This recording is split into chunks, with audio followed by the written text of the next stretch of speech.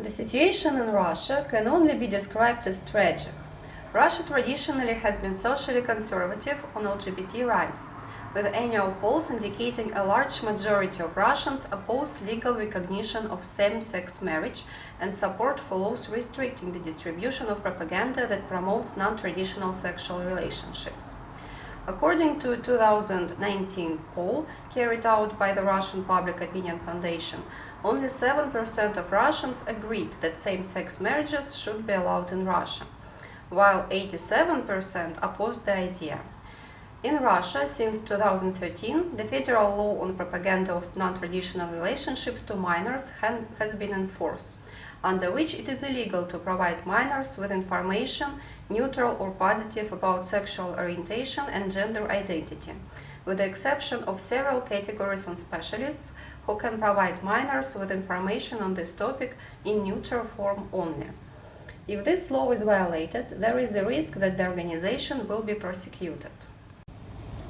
In December 2021, initiative group LGBT Revers received the status of a foreign agent.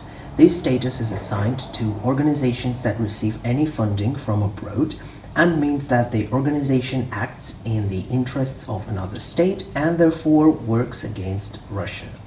As a result, it has become much more difficult for us to attract new volunteers to work in the initiative group and to conduct any activity in general, because our every step is closely monitored by government structures. Recently, on March the 4th, 2022, the law was passed in accordance with which, for the spreading of false information about the actions of the armed forces of the Russian Federation, a convicted person can be fined up to 1.5 million rubles or even go to jail for a term of up to 3 years.